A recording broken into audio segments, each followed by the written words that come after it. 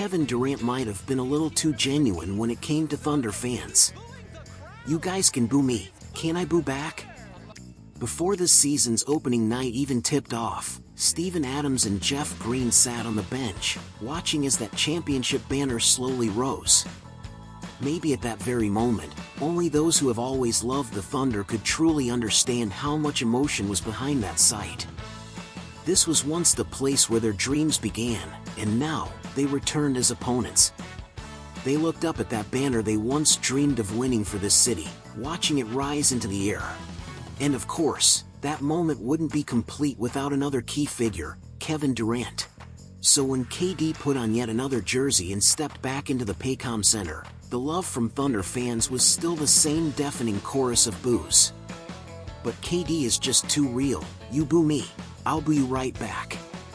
One man taking on an arena full of noise, that's KD, still as complete and pure as ever. All those little pre-game storylines and emotional moments almost added a layer of warmth to this opening night. But once the game started, it turned into a war. Every possession felt like a heavyweight fight. The Rockets' strengths and weaknesses were both fully exposed. Without Jalen Williams, the Thunder's championship DNA, or rather, Shai Gilgeous-Alexander, seemed to get even stronger. Down the stretch, it was just Shai, drives, mid-range pull-ups, basically taking on the whole Rockets team by himself.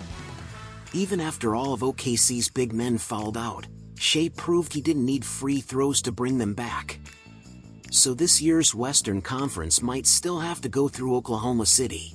Of course, it has to be said, the Rockets' Def 5 lineup really is powerful. On the boards and inside scoring, they completely destroyed OKC's front line, forcing two bigs to foul out. KD's isolation play actually fit perfectly into Houston's offense in the first half. But the Rockets' biggest issue was obvious: point guard play. Even after grabbing 16 offensive rebounds and 35 defensive rebounds, they still took fewer shots than the Thunder. Because with 21 turnovers to OKC's 11, the Thunder scored 16 fast break points, and Houston also had 6 fewer assists. The longer the game went on, the more disconnected Sengun, KD, and Amen Thompson looked.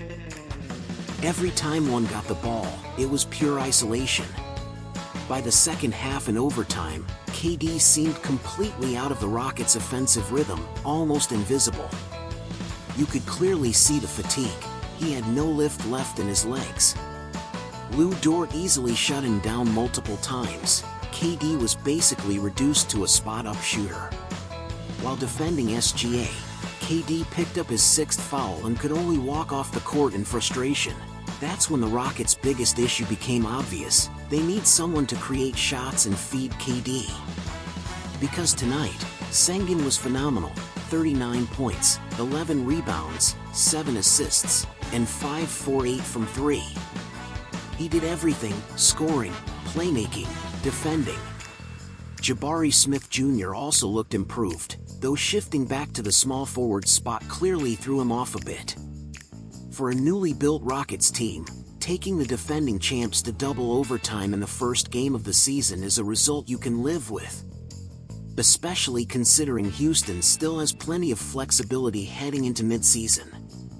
After all, KD took a $30 million pay cut, giving the Rockets $24 million in cap room to work with. So even if Tari Eason's extension hits a snag, they still have Dorian Finney-Smith as a backup option. And if Shepherd struggles to handle playmaking duties later in the season, KD's pay cut gives Houston room to maneuver. With a solid core and flexible cap space, losing to the defending champs by just 1 point on opening night already proves the Rockets are for real.